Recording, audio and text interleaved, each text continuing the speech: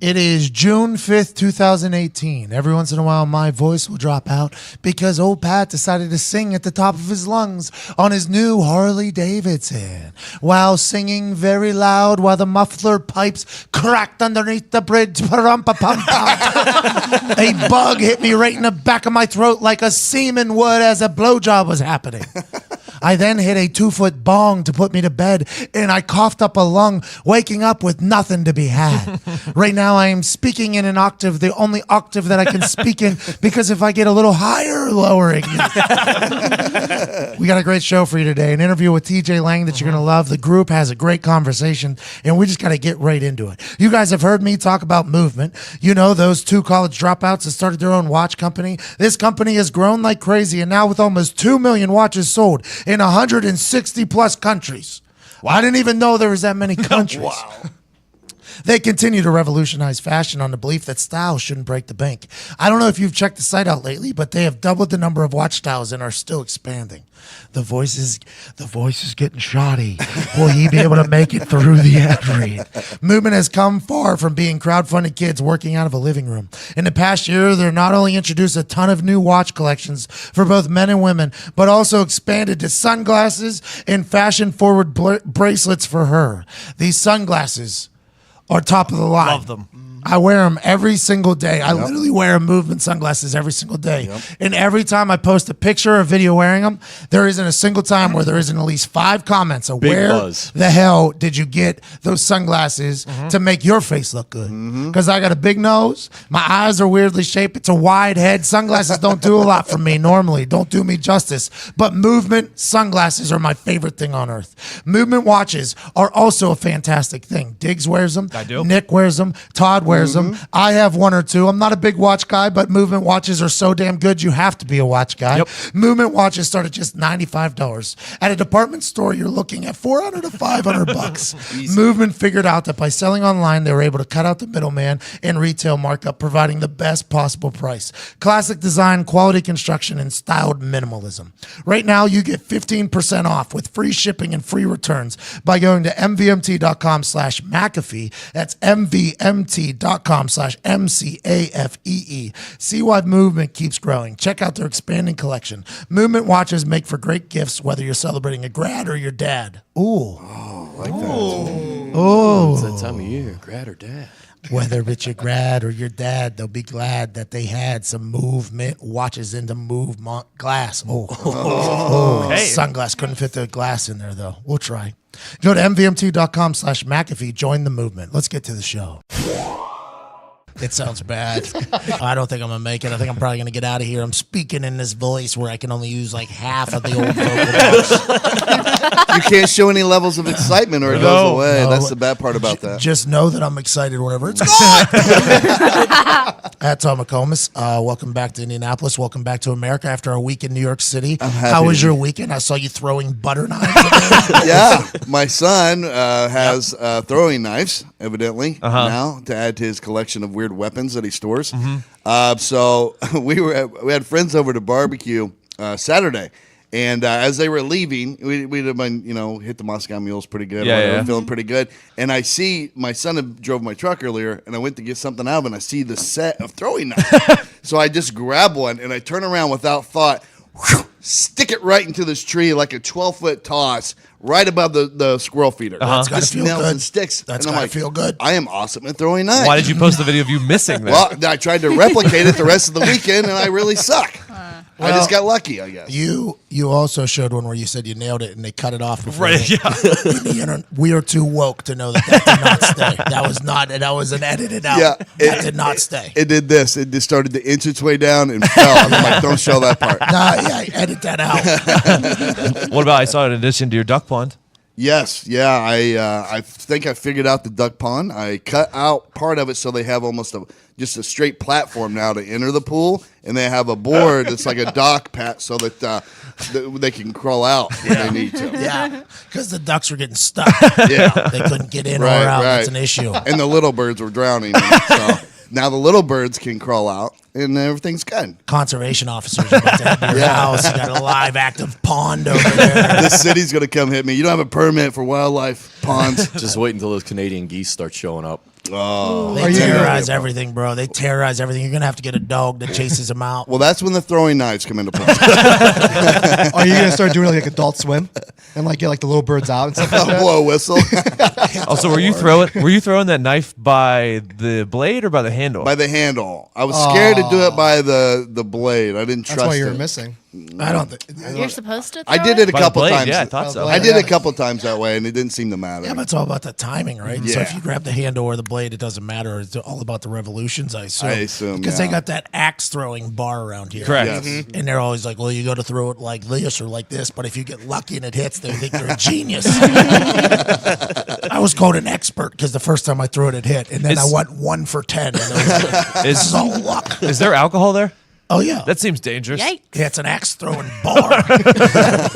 This is a nightmare. I got to find my tone. I got to find my voice. We have tea and honey on its way, right? Yeah, we do. Yeah, 'Cause I think it's that'll been help. mobile ordered. I don't think that'll.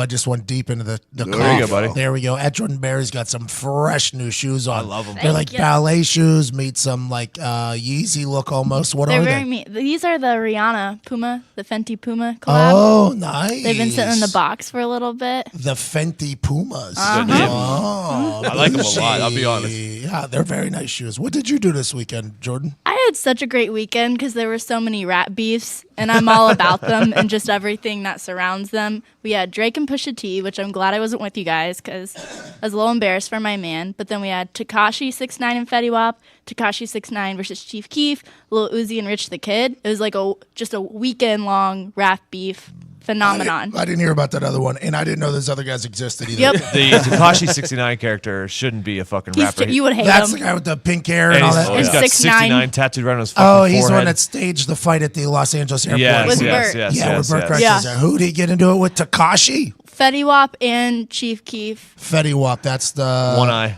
That's the guy from Lil Dicky. Oh, yeah. Yeah. Lil Dicky and Fetty Wap. Correct. Sings Say that on all money. the hooks. Sings real good. Oh, he sings real good. 1738. He's that guy. That's him. Yeah, that's yeah. him. I heard of Got him. the soda guy. Who won? Who won 69 versus Fetty Wap? See, that's the thing. It's all on social media. So does anyone actually win? No, I saw that fucking 69 dude come back and be like, it was all a joke. I love their work because he's fucking scared. No, he's so scared. Who? The guy with the Tekashi. tattoo of 69 on his face. And look, I hate this fucking. Who's that guy back in the day? I put this brick in your face. I put this brick in. Now what you gonna do with it? I don't Now know. what you gonna do with it? He sounds exactly like this. He got into it with The Game one time. It was like this Ooh. style, and then that guy got his ass kicked in public. I assume the same thing's gonna happen to these Hopefully. 69. One could dream. I'll be honest right now. If you wanted to get in the lab right now, you could drop a Bubba Sparks style. With this Yeah. Yes. Stitches? Stitches, there it is. Stitches got into it with The Game. I would be afraid if I was him. And The Game beat the fuck out of him. Yeah. It was a pretty big situation. You think I got a little Bubba Sparks in me right now? Yeah, at least. Lead a bit of country with my thumb in the wind. Yeah. Oh, I'm liking that tone. On the ground now. I know you're in a killing bad it spot, again. Mike. If you want to throw out a banger real quick today. Give me an auto tune too on this. Ow. Your boy Drake supposedly called Lil Wayne, and now they're Love responding. that. So then it's going to be Kanye and Pusha T versus Lil Wayne and Drake. And I don't know what's going to happen because Lil Wayne hasn't been Lil Wayne since he got out of jail. No. I don't like that either. Looking for help. Like you No. start. No, it makes him look even more soft. Well, And like Pusha T went at Drake with the truth, and it's bad. Is it the truth? Do we know that? Do you I know think that? it's the truth. Confirmed. How do we know? Well, there's been a bunch of articles coming out that There were rumors about it months ago. The child. I assume Drake's people are pushing it that he's been taking care of the child. Yeah, I'm sure. He has. Supposedly. He gave away $996,000. Let's assume that he's giving money to the porn star. My favorite shit was the memes or the gifs of like being like, "This is Drake's kid walking into school after like he's been saying for years that he's been." Diggs, how was your weekend? So right after radio on Friday. Hold on. Jordan was with Jim Caldwell. oh yeah. Oh yeah. Yeah, wow, how's that work? We're friends. We were at a barbecue in my hometown. I wanted to tell him, whenever I got suspended by Bill Polian, I got called into Jim Caldwell's office after I got suspended. It was like my rounds. They're telling me, like, basically, we'll see you next week and all that stuff. And Jim Caldwell listed off a bunch of rumors he was told about me. And they were all lies. I And fucking hate And I rumors. literally sat there in his face. I was like, that's not true, though. That's not true. He's like, these are things that I've heard. And then this happens. And the one was when Fili Moala got a DUI. The cop who pulled over Fili Moala told Jim Caldwell that I was in the car with him, and I was not. So like Jim Caldwell said, I heard you did this at WVU, and I was like, I don't remember that. I heard you did this, I don't remember that. And the cop told me you were with Fili Mwala just a week ago when he got his DUI, and I was like, no, I was at home. I didn't even go out that night. And he was like, that's not what I heard. And I wanted you to tell him. I was going to text you. I wish you would have. I thought about it later, though, because like it was a picture of Jim Caldwell, and my only thought was, holy, why is Jordan Berry? Imagine you popping up on her FaceTime and just holding Jim Caldwell's face. Hey, Jim. I wasn't with Fili. Just a heads, I was not. So that was a wild. In my head, I had a whole obstacle course of situations happening. I just want to let you know. I wish that I was with him till like 1 a.m. You had plenty of time. Was he drunk? I don't know. Had to have had a few. Oh, no. You don't just hang out till 1 a.m. Now We you were got eating to. brisket. Jim doesn't seem like the type of guy to be out till 1 a.m. Like he seems like a be home before midnight type of coach. I love Jim Caldwell. I very much enjoyed him. People didn't like him because he wasn't too high or too low. He just kind of was the same guy, but he was one of the most motivating motherfuckers I've ever been around. But that whole day where I got suspended, he started rattling off things he's heard about me, and I was just I'm like, Jim, that ain't. I know this sounds bad because I just got arrested for doing something similar to that. But that one is going to go to my grave, though. Me being pissed off at Jim Caldwell for it. So you never got to talk to him about it again? Never again got to talk about it. I just stayed away from him the rest of the year. Now, the one about me selling cigarettes in 7th grade, yes, that's true. The rest of them are 5th grade. 5th grade, please. That was elementary school. That was in middle school. Have a little respect for the operation. At Diggs with a Z. Lot of heat, by the way, for that name change. I'm just trying to save characters for people. No. See, people get in a routine. Like I know. for instance. I introduced you as Tactical Diggs. Probably will for the next year. That's fine. Do you like the at Diggs? I do. I was the tactical thing. It fit. It was a funny joke for a while, but it just didn't fit me as a human. Still a very funny joke, by the way. Oh yeah, I know. Still, dude unloaded his gun in downtown Pittsburgh. Oh, I know. I Pennsylvania. agree. How was your weekend, though? Let's talk to you. You flew back because you had to get back for a wedding. Yeah, Did you guys make the flight? Yeah, we plenty did. of time. Dude, we made plenty of time. Tie. Got 6 hours. Yeah, I just had a bad feeling. The I didn't Uber get very much sleep. We played a game of Monopoly. Yeah, we had plenty. The Uber Ty driver said that it we had. numerous times too. By the way, Ty said it numerous. I don't feel good about it. I'm like, Ty, when would you have leave? Well, he saw the boarding time and thought that was our takeoff time, which we still would have Will paid. you please tell Pat about the guy on your flight? Oh my God! First off, the Uber driver on the way there, he was going 107 in a 35. I like that. The first time I've ever been actually nervous though in a I car. like that. I like But that. we get on the plane. It could have been that pace car driver from this week. That guy. What a fucking Can you idiot. imagine? I've drove the pace car for like a Grand Prix Yeah. style race. You have a professional driver sitting shotgun in your ear, basically telling you everything, like shift to this gear, shift to this gear, do this. The fact that guy just kept those wheels spinning all the way, he had so many panic times he couldn't. But anyways, yeah. So we get on the plane. It's not full. Both exit rows are open. So me, Todd, and Ty, being licensed exit row experts, asked the stewardess if we can move back for more legroom to get in the. We take up the first exit row, so it's us 3 across, and then out of fucking nowhere, we hear this the worst voice in the world. Baby. Walk. No. It was an old guy. It was an old guy. He walks up to the stewardess and goes, "Excuse me. I find it very unsafe that there is not one person in this exit row, and I don't think we should be flying or taking off without somebody sitting in the exit row, so I'm going to sit here." And I was like, oh my God, this fucking human. And then he asked the stewardess for a chocolate sundae because he was responsible for allowing this plane to take off. I respect that. Get the chocolate sundae. I hate old people. And then Such a douche move. 5 minutes later, she's counting the heads. We're about to take off. We're pushing back. He goes, "Excuse me, I'm smelling a gas or a smoky smell. Should old we? guy? Yes. Should we stop and have something like the engineers check this out?" this? How I old was is like, this guy? probably 65, 67. yeah. I will hit an old man. Oh, dude. Fuck. I do not give I could a have. damn. I was like, oh my God. Todd, I understand, like, you senior citizens. I get like, you're supposed to respect your elders. That's like back in the day. But as I'm getting older, I realize that just because somebody's older doesn't mean they're worth a shit. Doesn't mean anything. Just because you've lived longer doesn't mean a damn thing. I would have told that old man to shut the fuck up. Thank God the stewardess did. The stewardess is like, that's just jet fuel. We're fine. Like, we're going to take off. And I was already Isn't it worried. about time for you to die? I was so fucking pissed off at that dude. Like, I get How did you keep your mouth shut? You were one of the most wild unbelievable thoughts I've that he heard did. my entire life. because the stewardess was all over him. If she hadn't have been there, yeah, I would have been like, you better shut your goddamn mouth. I will throw you through that fucking exit door. Hey, you know what? I've been in New York City for 4 days. My dick has got wet for a long time. I got my lady waiting for me back in Indianapolis. If you don't shut your old fucking mouth. And you can tell too. I bet you there's a protocol where he was about to say some key words where she was going to have to delay the flight. I smell You know what I mean? bomb. Yeah. I was in the military. I smell a bomb. This fucking guy Shut was it so down. mad. But thankfully, we took off. Everything was fine. But I landed, went to the wedding rehearsal that Friday night, wedding on Saturday. Got home yesterday. Took the what's it called? Fucking AQ Shipley shit juice. magnesium citrate or whatever the fuck it's called. When did you take that? 4 p.m. yesterday. Have you slept? You haven't, no? No, I did. Like, I didn't shit as much as everyone said. It's because you don't have a lot I of know. hair. That's what I'm saying. So I shit. Yeah. I had to go pick up my girlfriend at the casino because she was stranded there. And it was 4 hours into me drinking this drink. And I was like, fuck, I know it's going to hit right now. And yep, just like that, it hit. I sprinted in the door. Nick was laying on the couch. I sprinted in the door. That was the first one. But it was like 2 or 3 last night, 2 or 3 this morning. Zito, did you take this? Nope. All natural. What if Dig steals a win here? It's a possibility. New York might have got the best of me. I did see Zito eating some chicken fingers on Sunday. That is Murphy's law, though. Like, you drank magnesium nitrate, and then like 15 minutes later, your girlfriend calls and says, "Hey, can you drive an hour and a half to get us at the casino?" Yep. Nick made me.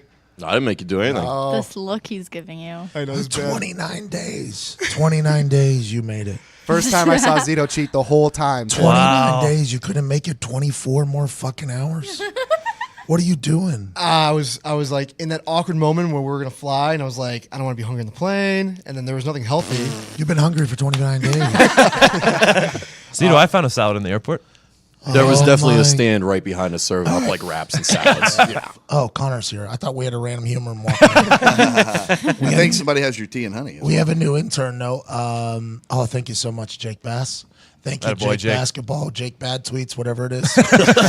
Great to hear from you. I appreciate it. Okay, let's get to this weigh-in. This is the first weigh-in. This is not the final weigh-in. There are thousands of dollars on the line. This started with a Beachbody ad read by Zito that then Those were the last became weigh-ins. a very, very, very, very committed weight loss challenge for 1 month. Ladies and gentlemen, weighing in first, he started at 231.6. He is taking off a hat, a beanie, a sweatshirt, a scuba suit. He has a scuba wetsuit on. He has a scuba suit on with a sleeveless. He's a taking waist his trainer? shirt off. That'd He be has a a belly waist band. trainer. All of it. This is your first weigh-in, not your last one. I think you should have saved this. He's in his tights. It's unbelievable with his socks on. Started out at 231.6 1 month ago. He is now 206.2. He is down 25 pounds. Whoa. Oh my God, he's down 25 pounds. That is unbelievable, Diggs. That is not the final weigh-in. Zito has his shoes on still, hoodie and shorts. Started at 260. He is now 230.6. That is 30 pounds. Diggs has to lose 5 more pounds. I don't know if it's possible. I don't know if it's possible. Zito, you're a beast. I Good. Yikes. I don't know what to do. Yeah, I mean, Those chicken tenders tasted so good, dude, Diggs. I was so scared when you slow played me so well. You really were a lot more disciplined than you let on. Zito You're is putting that back Good for on? you. he's got to lose 5 pounds. He better put more than that on. I think I got a sweatsuit in my office, by the way. Yeah, I do have an entire sweatsuit in my office. You're on the other team, but I have a sweatsuit on the other side. There's a garbage bag Zito has. He thought he might have needed it, but he doesn't. You still have that bike? Is that stationary bike still in there? Zito is thinking about losing more weight. He's putting a garbage bag on right in front of Zito's face, or Diggs' face. 30 pounds down in 30 days. Diggs, 25 pounds is an incredible feat. You should Yes, it not is. be disappointed in yourself. But I don't think there's any way you lose 5 more pounds. I don't think there's any way you do it. I literally have nothing to weigh. I haven't eaten or drank in 24 hours. I know you got the shakes. You got the whole body shakes. You're in a terrible spot. Lunch is going to taste good, though, after this. It's going to taste better for Zito, though, because he's going to have thousands of dollars in his pocket. 5 pounds, dude. You're gonna need an Epsom salt bath. You're gonna need to roll around, do some jiu-jitsu. There's no way 5 pounds. People lose 5 pounds in 2.5 hours. High school wrestlers do it all the time. But you're gonna need a different environment. You need cocaine. What else? Spitting into this bottle all morning too. I haven't swallowed it. Yeah, that's what I'm saying. Cocaine, some spitting. What else? There's a sweatsuit in my office right now. I'm gonna go get it. Jordan, can we get someone to go get a pack of cigarettes? Yep. Let's get some coffee brewing. You should have became like just a raging meth head. What was I over there? 206. 206.2. 206.2. It's good. I did lose 4 pounds this week, and Zito stayed the same. So I am happy. At least I fucking gained on you a little. Yeah, you're either getting better or getting worse. You got better for sure. But Zito was eating chicken tenders yesterday. Down 30 pounds. And he's got a garbage suit on right now. He's got a garbage bag on right I'm now. sweating so I had an much idea right that now. he would still be around 30 just because I saw what he ate last week and blah, blah, blah, blah. And I wanted to be at like 27 and lose like 3 in 2 hours. But 3 seems a lot more attainable in 2 hours. Yeah, that's gonna be rough. I've dude. done it before. By the way, there's one of them. We should have brought in one of them things that shoots water up your butthole and then flushes Is you there a out. hose? Is there a hose in here? What is it? An enema. I have done that before. same thing. When desperate times call for desperate measures. What did you say? I thought it was called an epiderma. An epidermal It's all the same. is what you get when you're pregnant, so it's close. Yeah, maybe we should get that. We had a scare last week. Who? The McAfee house. What? I guess a period was late, Oh my God. which I was not told about until the pregnancy test was found in the trash can. Oh my God. And I said, "Whose is this? Did somebody not clean out the room? Whose is this?" And she said, "Yeah, there was a worry there for a second, and it was not, thank God. But boy, you almost didn't see me. I almost became Drake. I almost took off. I was almost gone. See you later. Hop on that new bike. Throw my phone in the trash can somewhere and gone. I'm a fan of the girlfriend not telling me that she's late. Yes, Because I don't want to think about it. Yes. But the finding of the test that's a tough way to see it. Yeah. What are you talking about? Yeah. I had my heart drop. Did you at least see if it was negative or positive? Yeah, my entire I almost collapsed. I would have too. I almost collapsed when it happened because I saw the box first. It was like a pregnancy Yeah, test yeah, box, yeah. and I stumbled for a second. I had to catch my balance. I had to catch my balance. I'm like, keep it together, bro. Keep it together. I haven't heard anything about this. Also, I don't think it could be mine anyways, right? So, let's see what happens because I've done well. I've held up my end of the bargain. This whole thing. Correct. I believe pre-cum does not get anybody pregnant. By the way, I am also on that boat. I believe that is for guys that don't pull out. And they say, "Oh, I definitely pulled out. It must be the pre-cum." I don't think so, buddy. You're a fucking scumbag. You fucked up, buddy. Yeah, that's what. So then I'm digging through the trash now. Now I'm digging through the trash to see this thing that she peed on, obviously. And I pull it out. It says negative, perfect. Put it back down, and then just walk out like nothing happened. No wonder you were singing so loud. Went and got Get a on new the bike and sing my ass off. I wasn't gonna do motorcycle. That is probably what happened. I completely forgot. The bong hit last night, I think, really put me over. Because I was screaming on the bike because I was very happy. I mean, it's a loud motorcycle, too loud. I need to somehow quiet it down. I don't know how to do it. I bought this bike completely pimped out. The bike is completely pimped out. Nice. Because I don't want to do it, right? Right. I don't want to. And if I said I was going to do it, I won't. Forever, right? So Harley gave me I bought this bike. It was already ready to go. Fully stocked out. It looks like it has air ride.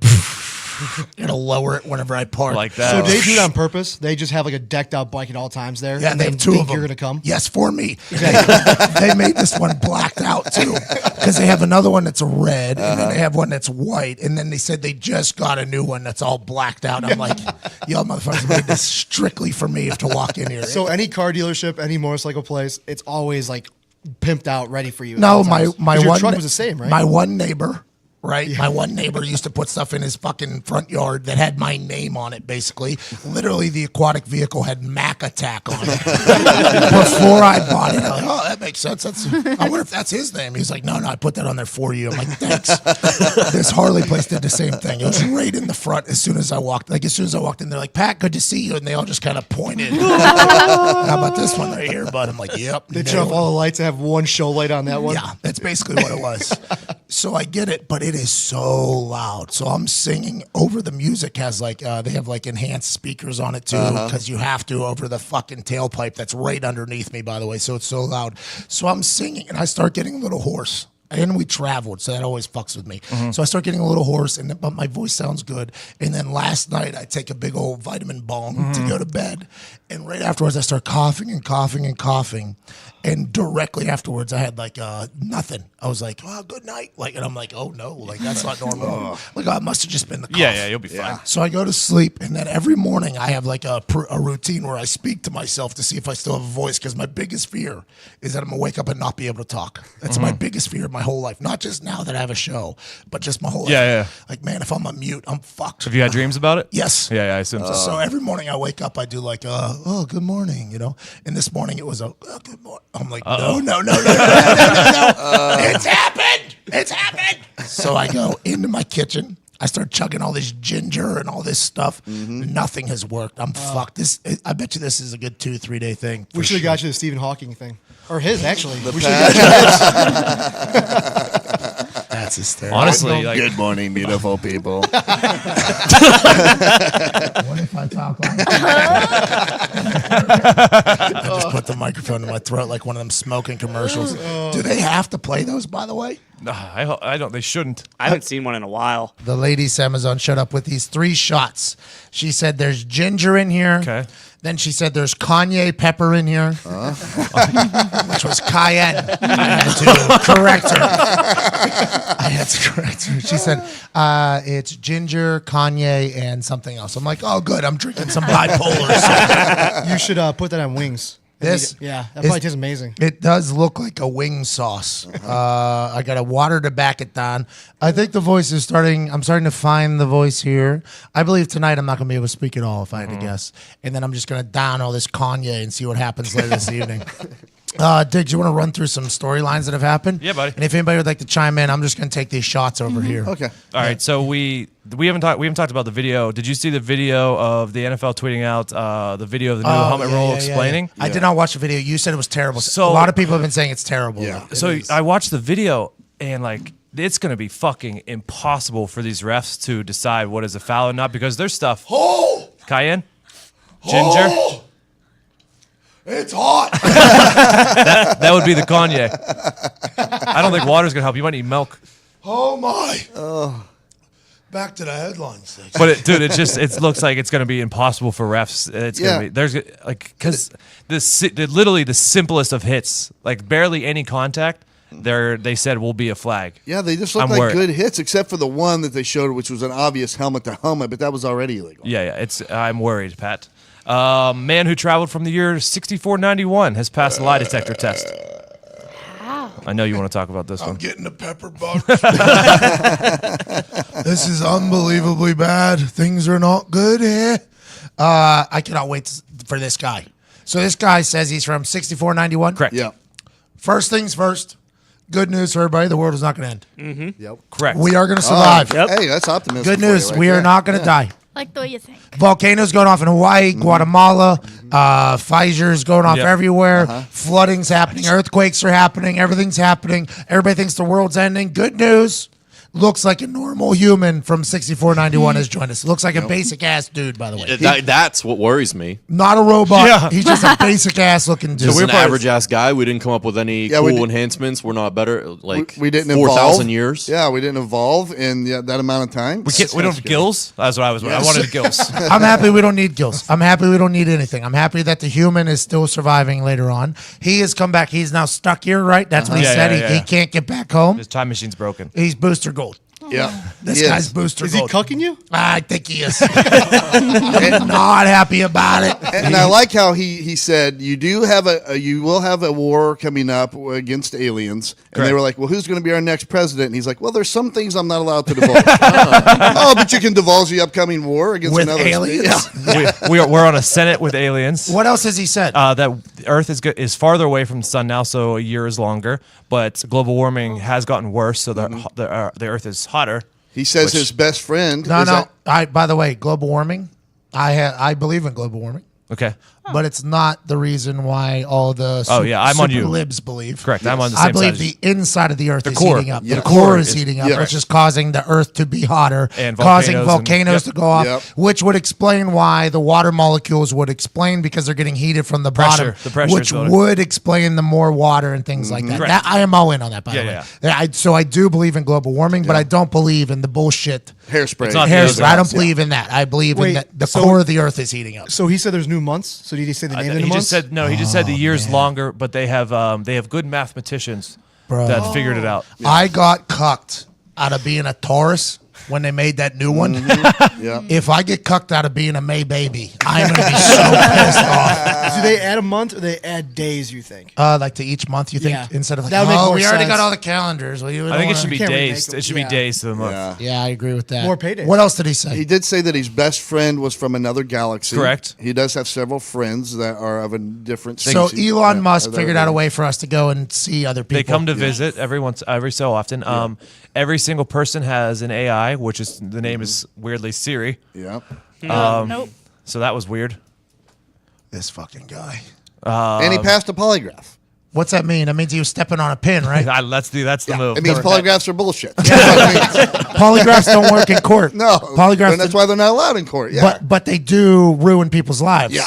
So you can't lie and get away with it. Or you can lie. You can't lie and get away with it, but there's a lot of truths that also get told as lies on Yes. this. A lot of false positives given on Yes. those polygraph tests. Those polygraph tests, by the way, I think they're a really good concept and a good thought. But as the years have turned, I think they've really become quite a liability for a lot of Yeah, people. yeah. But if this guy passes a polygraph test in my head, I'm like, true for sure, which is what you're supposed to do, but it's probably all bullshit. I'm also worried that this guy can't fix his time machine on his own. Well, he doesn't have the stuff here in It's 2018. new metals. I would assume that there's something that is. Or I mean, like, could you fix your car on your own? If it Right. breaks down the side My of the car road? breaks down and I don't have a mechanic in this world. Sounds like I'm he's fine. just a basic guy from the future. The who most somehow basic. got sent back. This is that white trash alien we talked about. This is that guy. This is him. He said there was wars, but nothing that the I can't remember the name of it, alliance or whatever that they couldn't handle. It's like a NATO type situation. So we're good. Yeah.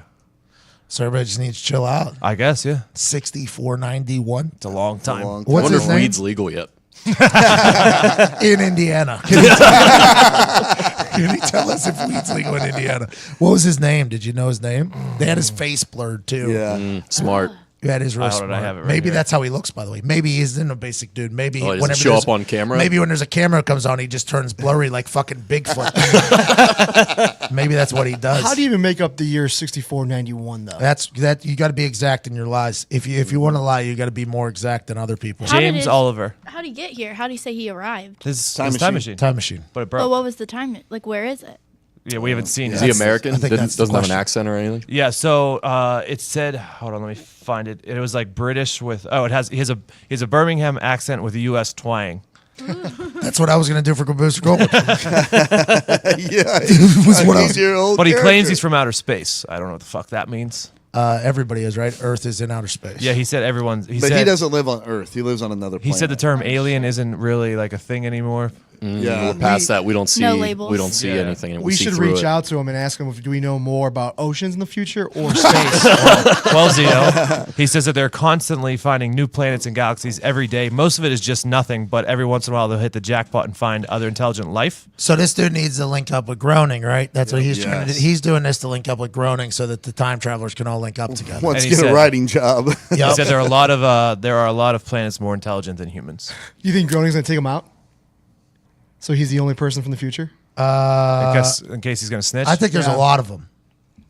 That's what I'm saying, but he's coming out. Like at least he never said he. Yeah, but I think there's a lot of them. Like, I think Groening rolls with a crew pretty deep. Yeah. Like, I think they're a pretty deep crew. I assume James Oliver is probably going to be writing for The Simpsons within the next year or so. And they don't go around blabbing about it. Yeah, They yeah. put Not like it to this their guy. own advantage, right? I wouldn't be surprised if he's dead in the next week or so. How do we get old buddy on our show? I'm sure he'll talk. Yeah, for sure. Does he have a Twitter? Does he Let know me, what let me Twitter reach is? out to Finding. him. Is Twitter still around in 6491? No way.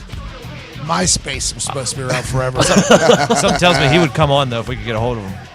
I just want to sit right here and ask questions. I got a lot of them. They can probably reinvent MySpace and call it our space, right? Since everybody gets along in the future. It's just like, oh, we can talk to people from other galaxies on He here. said everybody gets along in the future. Yeah, Yeah, well, decently. yeah. The people who rule, the governing body of all the space keeps things together pretty decently, I The guess. governing body is called the Federation. There it It is, sounds the like they're Federation, the thank you. NATO of the future. They keep the peace, kind of, between. Oh, the world- Federation, they're a great peacekeeping vessel. So this is our space. Yeah, that's Star Trek. No, this is our space force that Trump was just talking about. It could be, yeah. It's a United Nations style system of planetary leaders to ensure peace. Yeah, it's Star Trek. What Space iPhone do you Force. think they're on? What? Tim Cook ain't leading that. What series their AI? They might be. This time traveling motherfucker. I want to know. He's the almanac, right?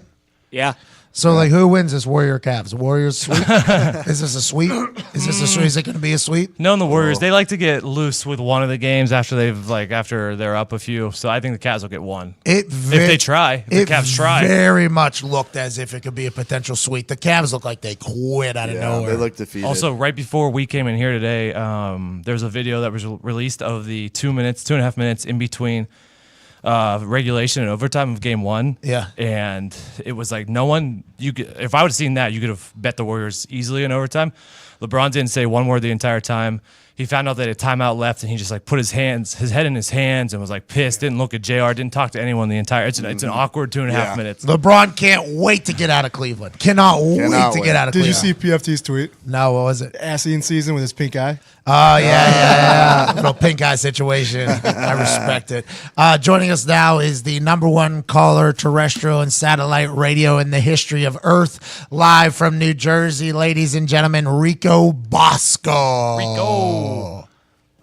Yeah, live from New York, Pat. I'm never gonna yell at you, but I told you, I summer in New Jersey. I'm from New York. That's what a Benny. A Benny is what that's called, right? Yes, a Benny. And I told you what a Benny was. So I'm very multicultural. People just think I'm a, smart guy.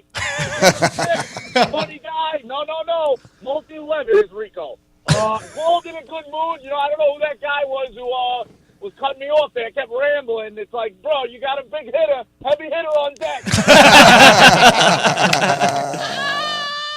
I like you. But listen, the reason I'm calling, it's a big week. This is my last call, Pat, as a single man. So I wanted to, just call, wish everybody the best, and ask for one thing, just pray for some sun on Saturday so we can fucking rock out. I got the best DJ in the country. I got all my sponsors coming. We're setting up tables. It's going to be beautiful. I got Cobbler's Corner doing free shoe shines. I got Stolen Ford giving away a car to the fucking the 50th person who walked in. Giving away carriage or what? Who's I got House Hoagies. They're the number one hoagie in the Jersey Shore. I got a lot of things.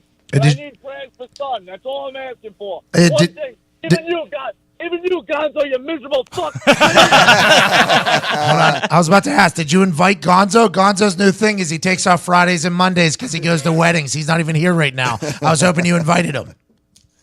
Bro, let me put it this way. I would ask Casey Anthony to babysit my unborn kids before I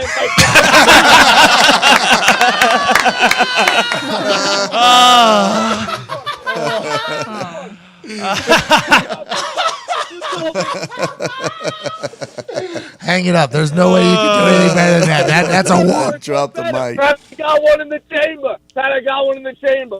Okay. If you asked me to pick Jim Abbott to win a clapping contest or invite Gonzo to my wedding, Hey, congrats on. That's it, everybody. Try the veal. God bless America. Ah, Jesus Christ! What?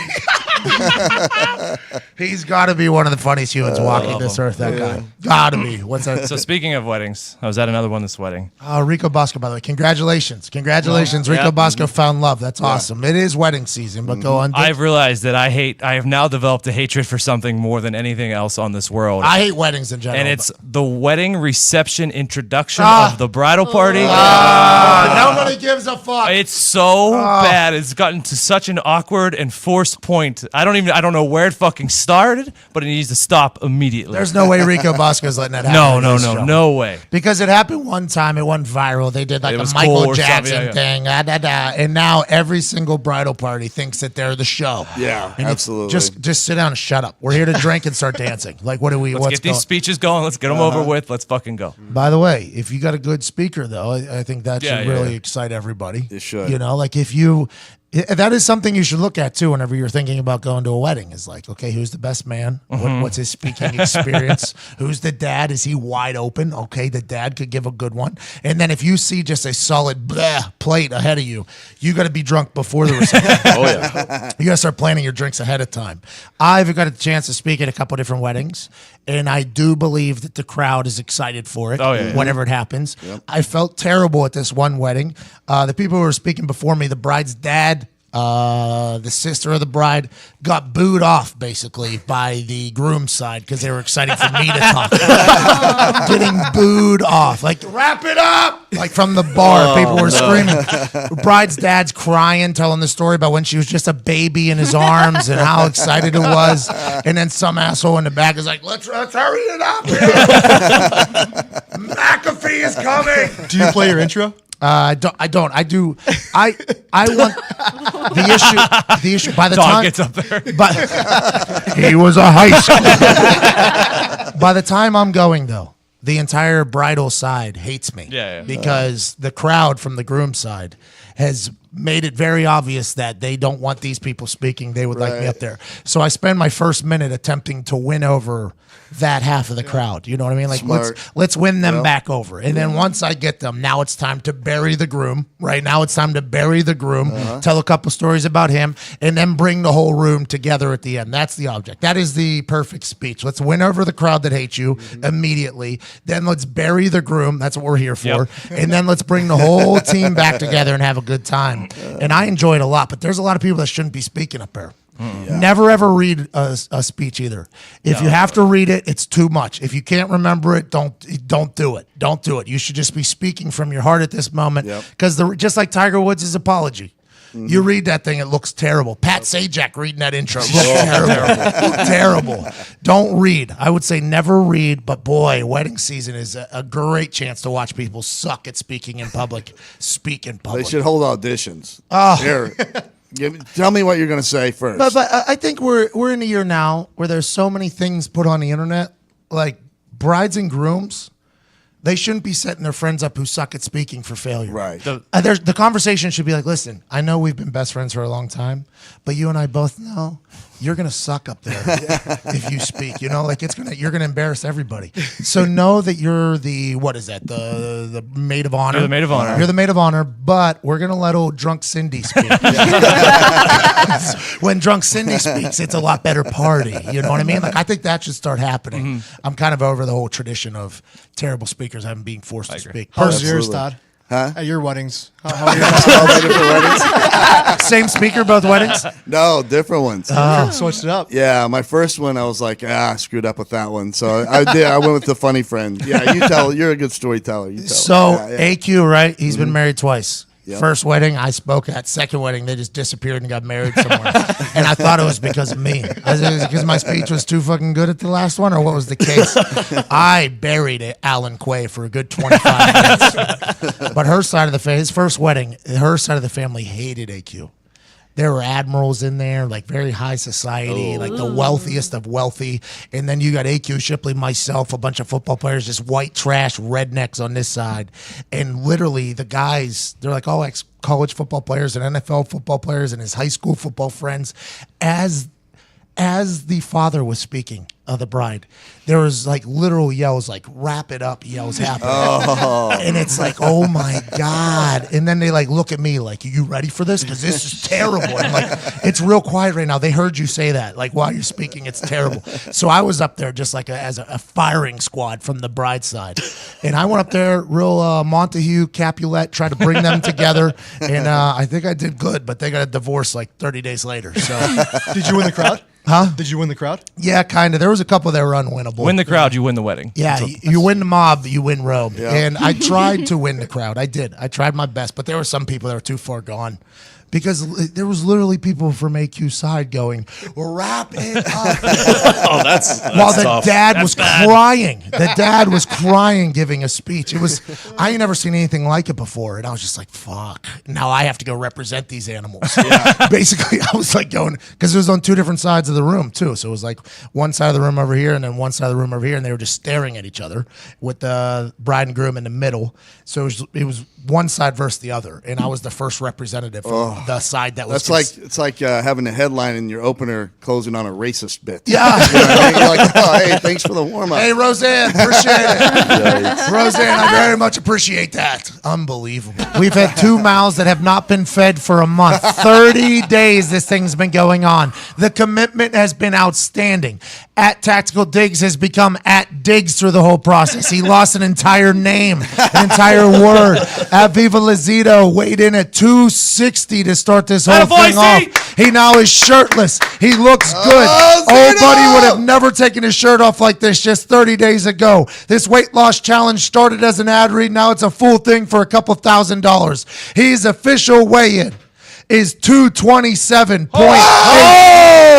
32.2 pounds lost in 30 days for your boy at Viva Lazito. That's me. That's at Tom McComas. That's Evan Foxy and at Sean Latham on Team Zito. Now representing at Nick Morado, at Ty Schmidt, at D. Jeff Vibert. He weighed in at 231.6 to start this whole thing off 30 days ago. He's been sweating his ass off. He's known for quitting. If the scale is broke, that'll be magical. It is now his final weigh-in. 204.4, 27 pounds down, just not enough to beat the Zito.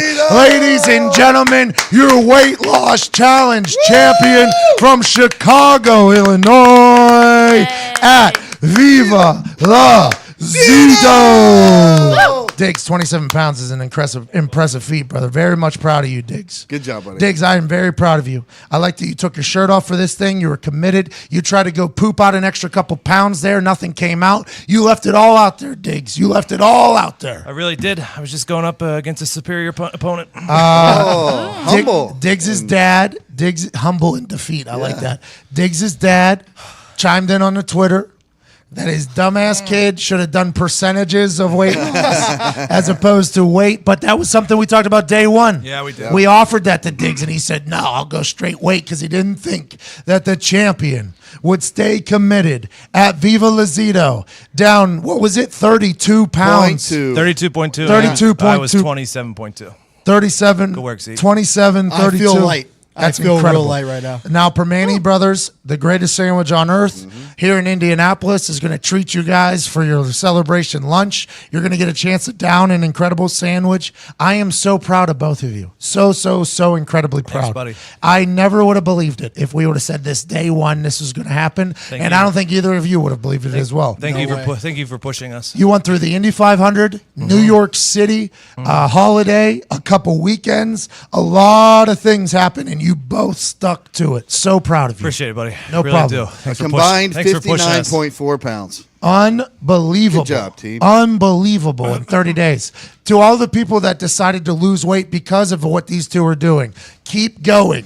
Just because Zito's probably going to put these pounds back on. Today, I will say I'm not going to give up. I'm going to keep going for the listeners themselves. We're going to Ditto. keep going this. We're going to keep losing more weight. you guys started inspiring people, by the way. Yep. As a show that doesn't look to do much for people. You two inspired a lot of people. I was first inspired by another Barstool employee, Trent. Trent looks like, Gang. yeah. He's doing it the healthy way, though. Like Yeah. exercise. You guys just decided not to eat for a couple months. We were talking about it, and like the worst part about this is the new wardrobe. Honestly, it's the worst thing. Because you got to buy new clothes. Yes. And you have to keep your old clothes too because you're Just in expecting case. winter's coming too. I know I'm about to get comfortable again. It's about to be hot dog season for old Zito. I'm proud of you guys, man. Thanks, very, buddy. very proud of Appreciate you. it. That's Very, very awesome. proud of you. Cannot wait for the celebratory lunch for you guys to get some carbs in your body. You're going to enjoy the hell out of it. I can't wait. I was told, kind of like back in the concentration camps, that we can't eat too much too soon or our stomachs might explode. Yes. It's true. That's what happened to Charlie Weiss. There was a call on the hotline. It is no longer on there. Aaron, do we have TJ Lang joining us? Sorry? There was a call on the hotline. It's no longer there. Was that TJ Lang? Yikes. I'll let you know. Oh, he's calling back. I must have missed it because I was counting you guys down on the clock. Hold on.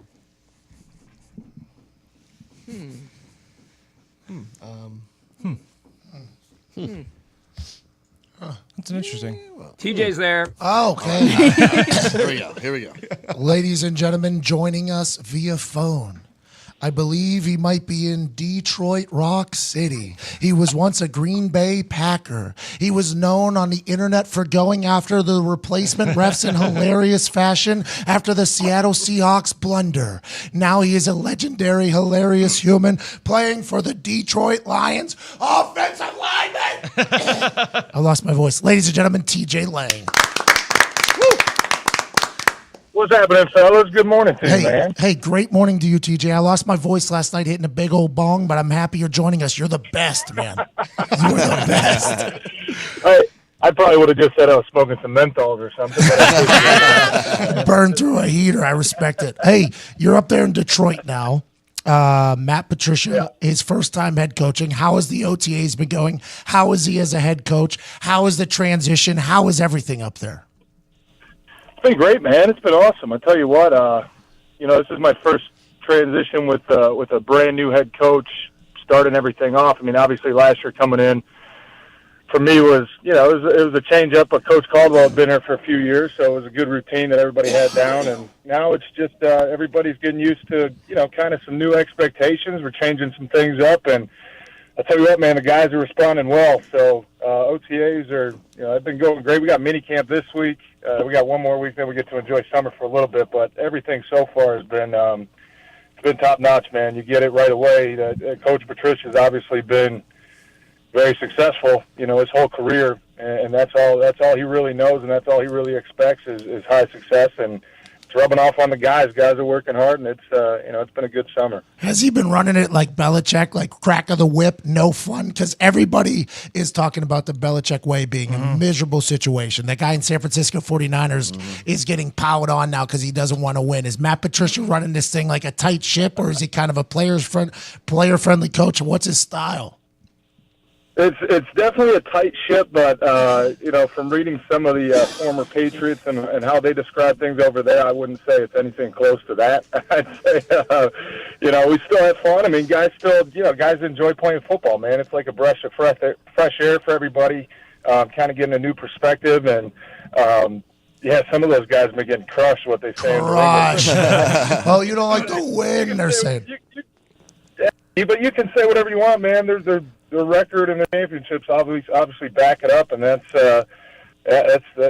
kind of set the standard of the league for a long time now. So whatever they're doing is working for them, and hopefully some of that rubs off here with Coach Patricia for sure. Jim Bob Cooter, greatest name you've ever heard in your life. Oh, it's fantastic name. I'll tell you what, he's been a guy who's been around for a few years, but man, it's a hell of a name, and it's even more fun to call him by it every day. He even lets us talk to him that way. So it's a fun name to say for sure. See, when I was a rookie here in when I was here in Indianapolis, Jim Bob Cooter was picking up jock straps for the offense with Peyton Manning and everything like that. And then he started slowly taking over. Jim Caldwell takes him to Detroit. Now he's this offensive mastermind with Matthew Stafford, Jim Bob Cooter. You guys got to be feeling very good. And Matt Patricia running the defense. You guys got to be feeling very, very good about next year.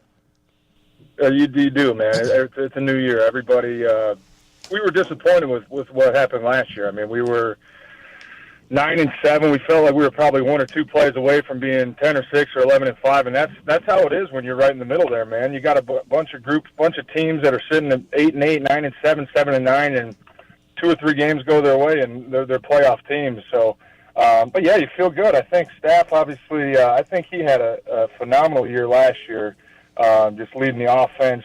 You know, Jim Bob's always seeming to get us in right place. He's a guy who I don't really know what he does outside of football. It seems like that's all he does. Jim Bob? Like 24/7. That's just kind of his life. But, man, he studies his ass off. He's a smart guy. So, yeah, you sit here at the same time. I think there's 32 teams that are out there excited, about this year. And then you take a step back, you take a breath, and you're like, all right, we still are like, I don't know, 4 months away, 3 months away from playing a game.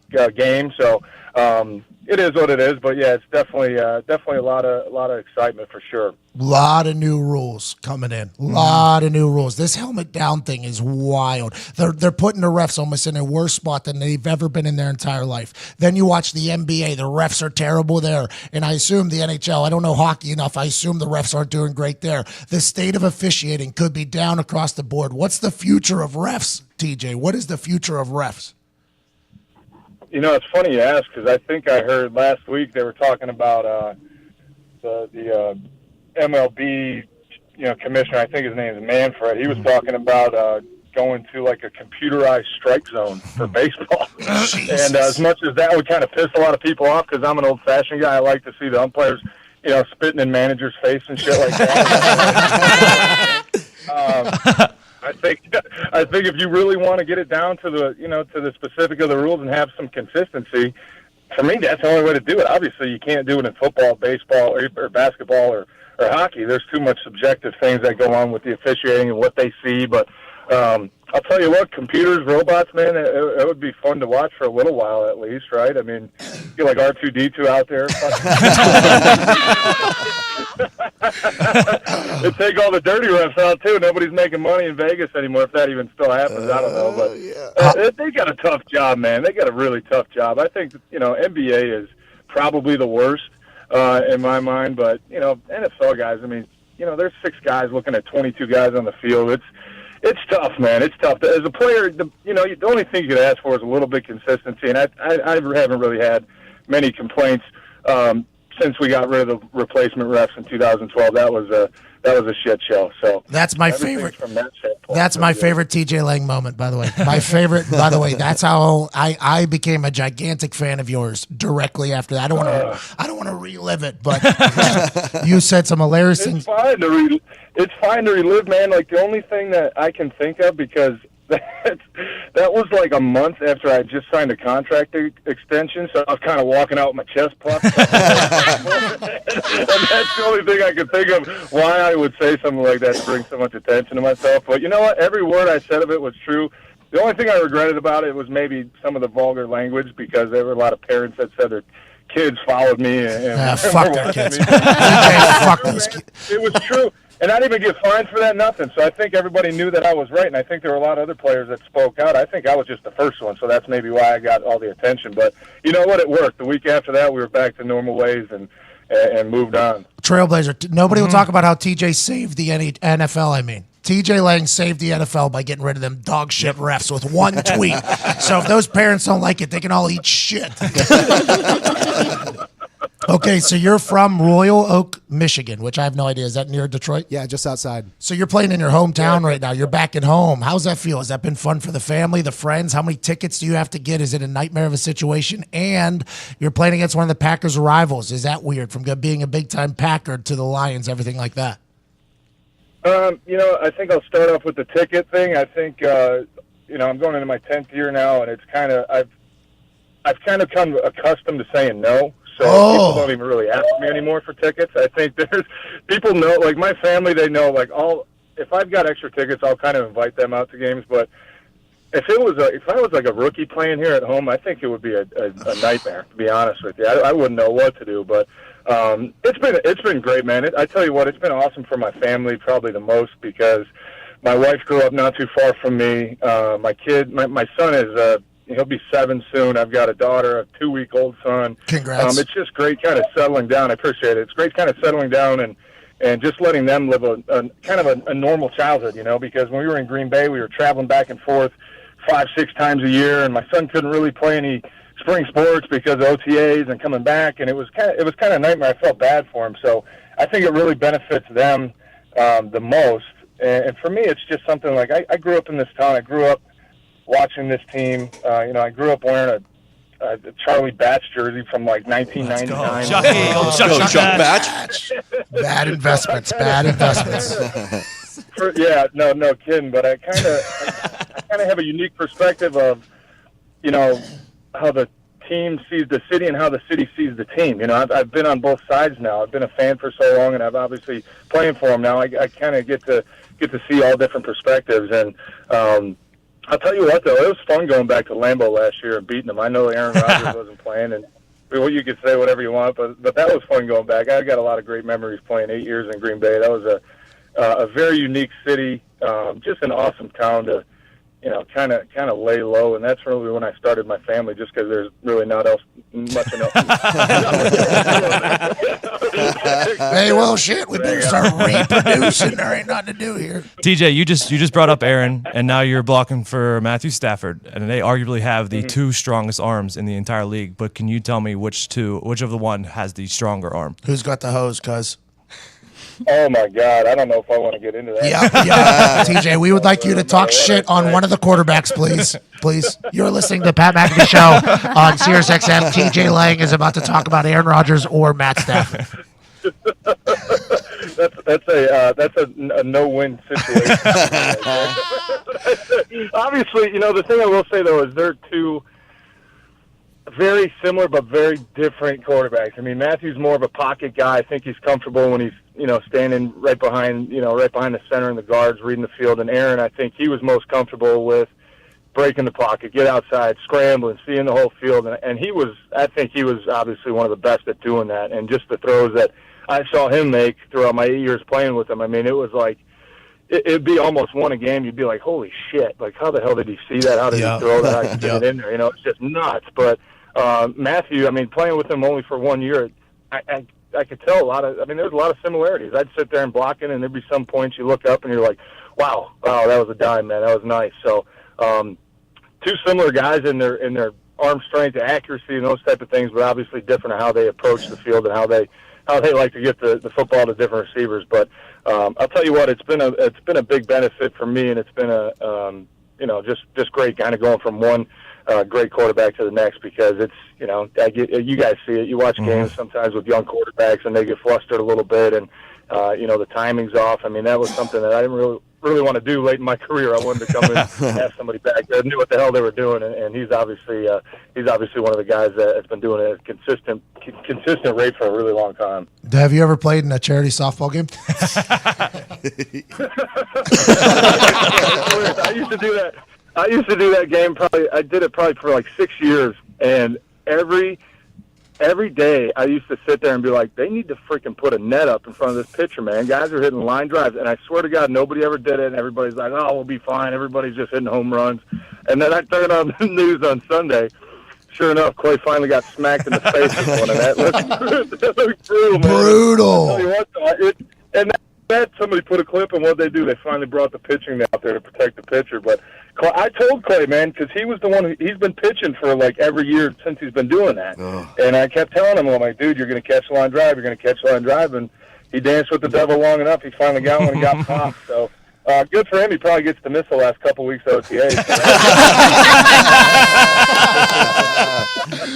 He was a handsome son of a bitch, though. I hope that doesn't ruin his handsome face. I think he'll be good, man. He's got plenty of money, even if he does turn out. Hey, I heard you're a gigantic hockey fan. You been watching Stanley Cup Finals, or are you out because the Red Wings are out? Oh no, man! I'd rather watch any playoff hockey than probably any other playoff game in professional sports. I think it's dude, the physicality, man, like especially this series, like they've just been beating the shit out of each other, and that's what really draws me to professional sports, is the physicality and the pace of the play, and it kind of honestly is what turned me off from the NBA. I mean, it's just I grew up watching the Pistons in the 90s and the early 2000s when they were, holding teams to like 65 points and playing good defense and, beating the hell out of each other, brawling. Back in my day.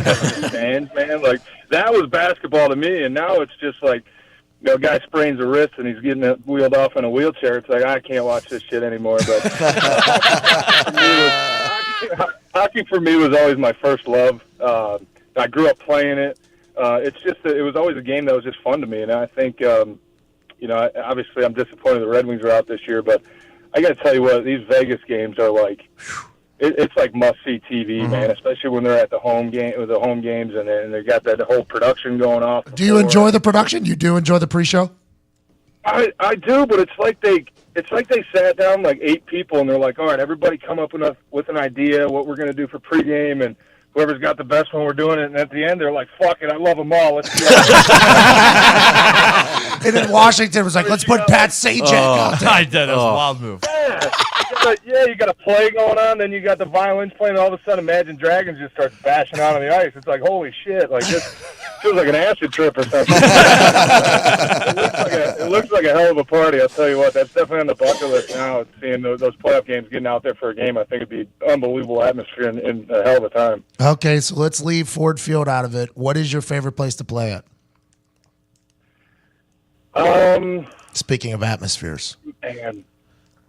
Yeah, atmospheres, I think, I tell you what, man, I really enjoyed playing at Lambeau. I think it was just when you think about all the history that's been, going on there and all the, the Super Bowls and Vince Lombardi and all the greats. And I love playing there just because when you walk through that tunnel, it kind of, you get that sense of just history, man. And it's a special place. But I always enjoyed playing at probably Soldier Field because the fans there are just like nasty as hell, man, and they let you have it, and they throw shit at you on the sidelines, and it's like it's like, man, this is kind of, it's a little dangerous, but it's pretty fun, man, being in that environment and being a true enemy. So I think that was a place that every year we go back, it's like, all right, man, this is the place. This is kind of, it can be intimidating, but same time, it's a hell of a place to play with all the history they've got there as well. I always love that competitive environment. Like Baltimore Ravens used to talk so much shit to us. Houston was like that. Chicago,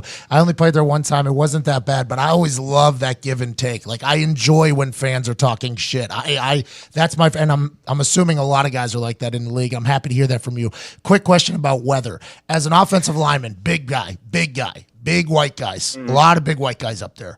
Do you like it cold and miserable, or would you rather have it hot? Like, what is the perfect temperature for offensive linemen to do their job better? I'd rather have it cold 100% of the time. Oh, how come? Because the D line's a little slower? Yeah, it slows it down, man. It really does. Guys get cold; they don't want to hit you as hard. It's a real thing, man. I've played in some games and. When I was with Green Bay, I think we had one. It was like minus 40 with the wind chill, and it was miserable. But I want to quit those games. Yeah, but it was enjoyable because it's like, this feels so easy because they don't even want to freaking play. They're so cold, so it makes my job easy. Are you a sleeves guy too? Perfect. Oh, what's that? Do you know no sleeves? No, I don't wear sleeves only because I don't like being restricted in my armpits. Other than that, I would wear them. I'm a pussy, so I would wear. I wear like extra long elbow sleeves. You know what I mean? Like, I'd say perfect environment for me. Probably 45 degrees with a little bit of overcast, nice and cloudy. Anything more than that. I played a game in Jacksonville one time. It was probably 90. On the field, and it was. I wanted to quit. I thought about faking an injury so I could. How much do you weigh? That was brutal. How much do you weigh, TJ? I'm about 315 right now. That's usually what I play at too. So. Jesus Christ! What an warm weather kills you, man. It wears the big guys out. You sweat more. It crushes you. It's just. And I don't think any big guys like it. I think every old lineman you'd ask would probably want to play in 40, 50-degree weather. And for me, it's just, I've done it enough in Green Bay to where I know the difference between warm games and cold games, and I'd pick cold every day of the week. Well, You and I differ on that. I'd rather that day in Jacksonville where it's 100 degrees. Just give me no wind and I'll be happy. Hey, TJ, good luck this season, man. We appreciate you so much for joining us. Yeah, I appreciate it, guys. Good talking to you, man. Do you want to give any predictions on how the Detroit Lions are going to do? Or are you guys going to go undefeated or what? Nope. Another lose-lose situation. I appreciate you. From Eastern Michigan to 10 years in the league at least. Congratulations, TJ Lang, playing back at home for the Detroit Lions. Really cool dude. I'm going to go buy your jersey, by the way. I can't wait to watch you play next year. I appreciate it. Thanks, Pat. All right, see you, TJ. What a human, dude. What a fucking human. I love offensive linemen. Dude, they're the backbone of your team, too. If you have a good O-line, you got a good team. That's a guarantee. Playing in charity softball games can be complicated. You never know what's going to happen to your face.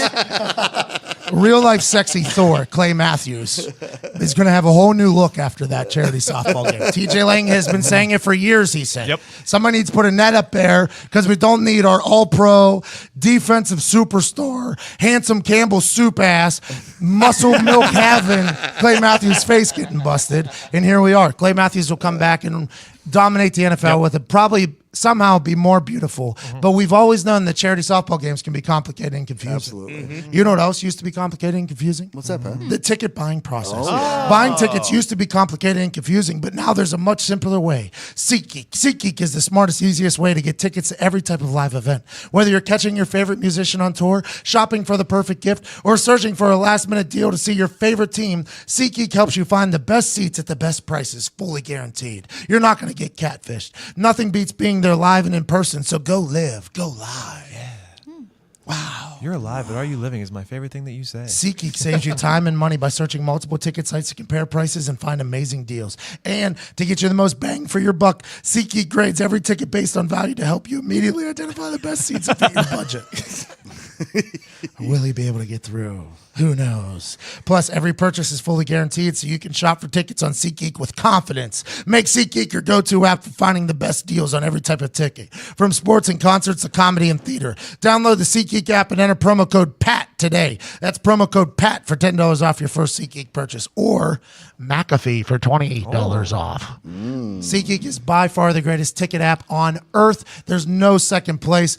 Go to an event. Go tell stories. Go make a memory. Diggs, you have something to say? By the way, I love what you did, and Ravel also loved what you did. Oh, yeah. Ravel did a poll on whether or not you'd be willing to pay $400 or something to go to a game. And I wrote right underneath, it's $380. Use SeatGeek and use the code McAfee and save $20. I enjoyed that a lot. It was a competitor's tweet too. If you saw his next day, he chimed in the competitor. Yeah. I like cucking that. I like that because SeatGeek are our people. They are our people. They're the best. They take care of us. They've invested a lot in this operation. I'm very thankful. Use SeatGeek. Go to a live event. Go make some memories. Go tell some stories. Go check out something live. SeatGeek, McAfee, or Pat, promo codes to save you some money. Today's show is a real doozy. Real doozy. I would never say it, but somebody on Twitter did. Today, me finding my voice on that show was very similar to MJ in that flu game. Even better. Some would say. Yeah. I did not say that. No. I would never ever say that to Except for The you people said actually have an issue, and he was just sweating out alcohol. Yeah, which I have done before and nobody talks about. You had a whole flu season. Yeah, I had a flu career there for you. Blue Apron is teaming up with best-selling cookbook author Chrissy Teigen to bring you some of her favorite recipes to make at home. Get ready for 6 weeks of wildly fun, flavorful cooking featuring recipes like garlic and soy glazed shrimp with charred broccoli and hot green pepper sauce, and sesame chicken noodles with bok choy. Wow. Delicious. Some bok choy on there.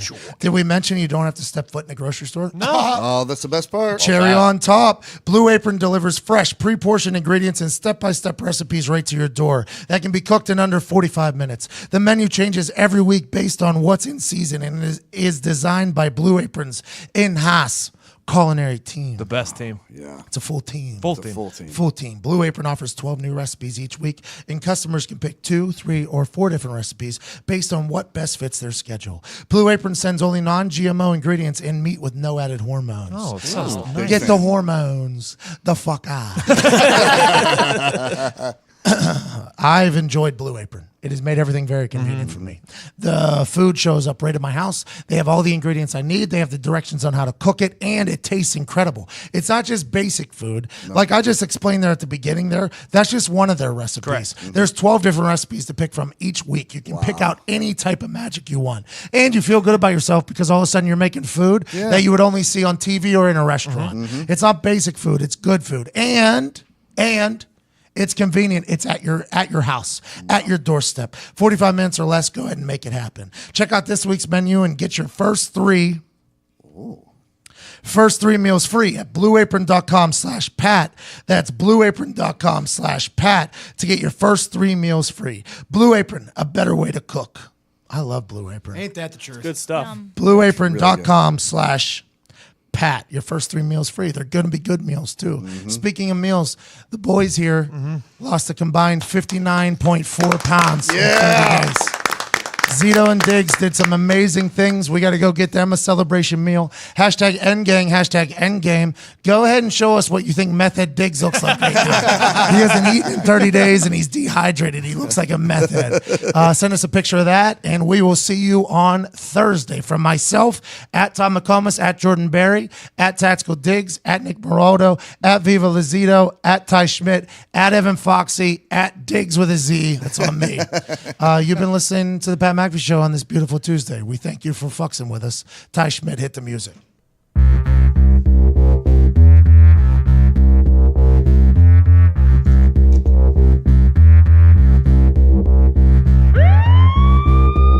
And now, the moment you've all been waiting for. He was a high school All-American, a college All-American. He was All-Pro in the NFL, but the thing that he's most proud of is during his show in Muncie, Indiana, he made a woman in the crowd